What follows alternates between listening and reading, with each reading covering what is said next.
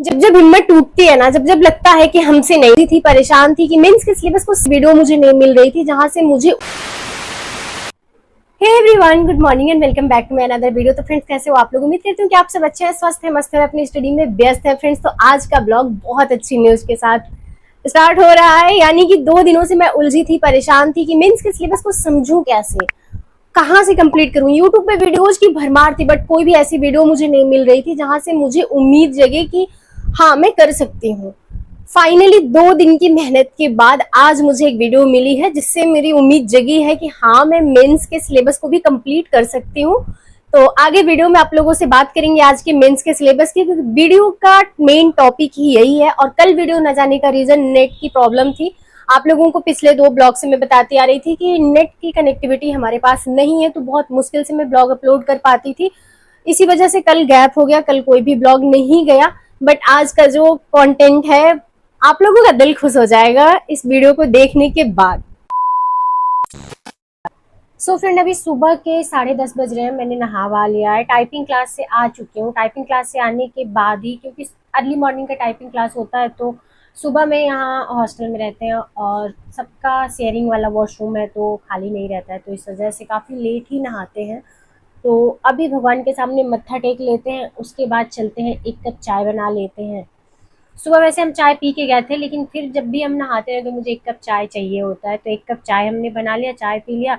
उसके बाद अभी चलते हैं, कंप्लीट कर लेते हैं करंट अफेयर्स वाली वीडियो, क्योंकि मॉर्निंग में मैंने कल वाली वीडियो देखी थी, तो एक वीडियो अभी और बची हुई है, तो उसको कंप्लीट कर लेते हैं। साथ में उससे जो भी पॉइंट हमें नोट करने होंगे वो नोट कर लेंगे अपने करंट अफेयर्स वाले नोट्स में।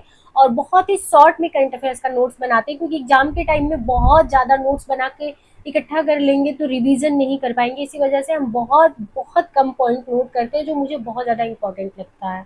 टेबल चेयर के साथ स्टडी नहीं हो रही है, क्योंकि नेट की कनेक्टिविटी यहाँ पे अच्छी नहीं है, बार बार रुक जा रहा है वीडियो बीच बीच में और डिस्कनेक्ट हो जा रहा है वाईफाई से, तो इसी वजह से यहाँ पे दरवाजे खिड़की खोल के बैठे हुए हैं, तो थोड़ा सा अच्छा चल रहा है। और यहाँ पे डिस्टर्बेंस भी नहीं है। इस समय सब लोग लाइब्रेरी जा चुके हैं, लगभग लोग। हम लाइब्रेरी नहीं जाते हैं, क्योंकि लाइब्रेरी में हम बहुत ज़्यादा फोकस नहीं कर पाते हैं। बहुत आसपास सीट होती है, तो बहुत ज़्यादा डिस्टर्बेंस होता है, और बार बार कोई पानी के लिए जा रहा है, कोई वॉशरूम जा रहा है, कोई बाहर जा रहा है, तो डिस्टर्बेंस रहता ही रहता है और मुझे बहुत ज़्यादा सफोकेटेड फील होता है। तो इसी वजह से हम लाइब्रेरी नहीं जाते, हम रूम पे ही स्टडी करना कंफर्टेबल फील करते हैं। और फ्रेंड्स, करंट अफेयर्स को लेके थोड़ा सा मेरे मन में डाउट तो है कि क्या हम कंप्लीट कर पाएंगे कि नहीं, क्योंकि अपने सिलेबस में 15 से 16 क्वेश्चन का वेटेज है करंट अफेयर्स का। बहुत ज़्यादा तो नहीं है, लोक सेवा आयोग के जितना नहीं है, फिर भी 15 से 16 क्वेश्चन मायने तो रखते हैं सिलेक्शन के लिए। और बहुत सारे लोगों ने पूछा कि कौन सी मैगजीन आप फॉलो करते हैं, तो इंद्रेश सर की मैगजीन है, उसी से मैं अभी कंप्लीट कर रही हूँ। लेकिन मैं घटना चक्र की मैगजीन जल्दी ही ले आऊंगी, क्योंकि घटना चक्र की मैगजीन जब पढ़ लेती हूँ ना, तो मैं निश्चिंत हो जाती हूँ कि हमारे क्वेश्चन बनेंगे ही बनेंगे। और पता नहीं क्यों आज जमीन पे बैठ के पढ़ने में ना बहुत अच्छा लग रहा है। ऐसे फील आ रहा है ना जैसे गांव में हम पढ़ा करते थे। गांव में हमारा कोई फिक्स जगह नहीं होता था पढ़ने का, हम कहीं भी पढ़ लेते थे। तख्त पे जहाँ बैठे हैं वहीं किताब लेके बैठ के पढ़ रहे हैं, आंगन में बैठे हैं वहीं पढ़ रहे हैं। तो गांव की जो मेरी पढ़ाई थी ना, वो इतनी ज्यादा रिजिट वाली पढ़ाई नहीं थी, और हम बहुत इंजॉय करते थे अपने स्टडी टाइम को। यहाँ पे तो ऐसे बहुत ज्यादा प्रेशर फील होता है, ऐसे लगता है कि सर फट जाएगा, इतना टेंशन कभी कभी होता है। गाँव के दिन जब याद आते हैं ना, तो बहुत तरस आता है कि इतना एंजॉय करती थी मैं अपनी स्टडी को कि एक्सप्लेन नहीं कर सकती। जब जब हिम्मत टूटती है ना, जब जब लगता है कि हमसे नहीं होगा, सामने बस एक चेहरा होता है, वो है मेरी माँ का चेहरा। क्योंकि मुझे पढ़ाने के लिए, मुझे यहाँ तक पहुंचाने के लिए कितने लोगों के ताने उसने सुने हैं ना, वो सिर्फ हम जानते हैं और वो जानती है। कितना उसका दिल दुखता है लोगों की बातें सुन के, कितनी मेहनत किया उसने। उसके बाद भी बहुत सारे लोगों के बहुत सवाल होते हैं। मेरे जीवन को यहाँ तक लाने में अगर किसी का योगदान है तो मेरी माँ का योगदान है। उतना मेहनत किसी ने नहीं करा है, किसी ने भी नहीं। उसके बावजूद भी लोग ऐसे मुंह उठा के कुछ भी उसको बोल देते हैं, तो वो चीज मुझे बहुत ज्यादा बुरी लगती है। तो जब भी मेरी आंखों के सामने आता है ना मेंस का सिलेबस, मैं सोचती हूँ उसके संघर्षों से ज्यादा कठिन तो ये नहीं है। जितना संघर्ष उसने अपने जीवन में करा है, जितनी मेहनत, जितनी चुनौतियों को पार करके उसने हमें पाला है, हमें बड़ा किया, हमें पढ़ाया लिखाया, उस समाज में खास करके जहाँ लड़कियों की पढ़ाई को बहुत लोग वैल्यू नहीं देते थे हमारे जनरेशन में। हमारे बाद वाले जनरेशन में तो लोग पढ़ाने लिखाने लगे हैं, धीरे धीरे चीजें समझने लगे हैं। अब तो लड़कियां बाहर भी निकलने लगी हैं, पढ़ने लगे हैं, स्पोर्ट्स में जाने लगी हैं। बट हमारे वाले जनरेशन जो था, उसमें लड़कियां नहीं पढ़ती थी और ना कोई बहुत ज्यादा पढ़ाता था। थोड़ी सी प्रॉब्लम होने लगी थी कि शादी नहीं हो रही है, कहीं भी लोग जा रहे हैं तो लोग सबसे पहले ये पूछने लगे हैं कि लड़की किस क्लास तक पढ़ी है, तो मिनिमम इंटर तो चाहिए, इंटर पास तो चाहिए।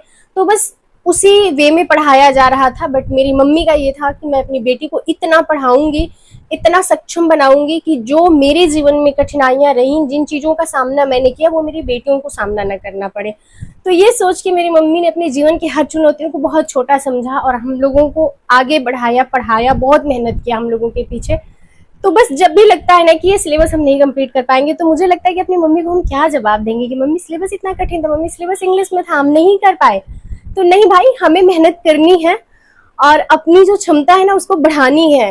ये नहीं सोचना है कि हम नहीं कर सकते हैं। हमारे सामने बहुत सारे लोग कहते हैं कि आप इतने लंबे टाइम से प्रिपरेशन कर रही हैं, आपका मन नहीं टूटता है, आपका आप हिम्मत नहीं हारती हैं। तो मुझे ऐसे लगता है कि हिम्मत हारूं कैसे। मेरे सामने जो महिला खड़ी है ना, हमारे 2 4 5 साल के संघर्ष हैं, उस बंदी ने अपने पूरे जीवन में संघर्ष किया हमें पढ़ाने के लिए। उसके जीवन का एक ही लक्ष्य था कि अपनी बेटियों को पढ़ाना है। तो भाई कैसे हार जाए, विकल्प है क्या कोई, आप लोग बताना। इंग्लिश का जो मेंस का सिलेबस है ना, वो लगता है कि एक बार फिर से जिंदा कर देगा हम लोगों को, क्योंकि हम लोग अभी तक एक ही सिलेबस को बार बार पढ़ रहे थे, एक ही पैटर्न पे हम लोगों की स्टडी चल रही थी।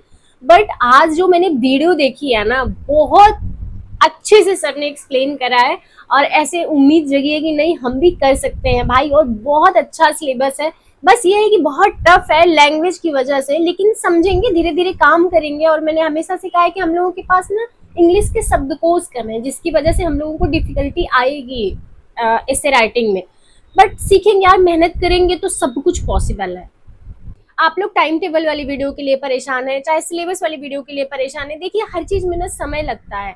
हमारे पास भी कोई पेड बैच नहीं है कि मैं चीजों को तुरंत समझ लूं। हम ना अगर टाइम टेबल भी बनाते हैं तो ये रहता है ना, सोशल मीडिया पे देखो आप लोग सपोर्ट करने वाले हो, लेकिन बहुत ज्यादा ट्रोल करने वाले भी लोग आ जाते हैं और स्टडी में हमारा बहुत ज्यादा डिस्टर्बेंस हो जाता है उसकी वजह से। तो हम सोचते हैं ना कि हम ऐसी चीजें शेयर करें जिसको लेके हमारे मन में डाउट ना हो। और जब तक हमारे मन में डाउट नहीं रहेगा ना, तो सामने वाला चाहे कुछ भी हमें बोलेगा, हमें उस चीज से फर्क नहीं पड़ेगा।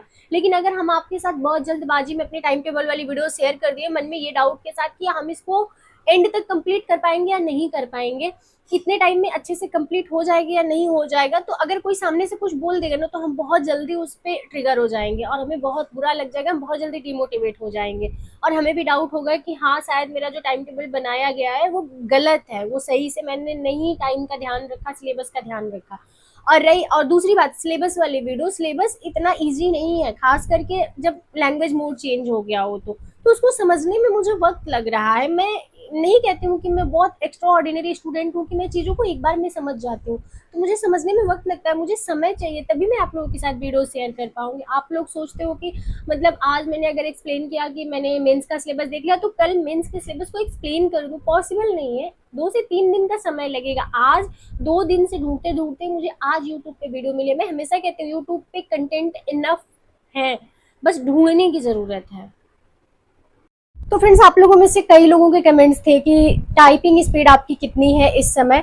तो अभी 40 पे ही रुक गई है मेरी टाइपिंग स्पीड, उससे बढ़ ही नहीं रही है। बहुत मेहनत कर रही हूँ, बहुत प्रयास कर रही हूँ कि कम से कम 45 से 50 के बीच में लेके चली जाऊं, बट नहीं जा रही है। 40 मैक्सिमम जा रही है।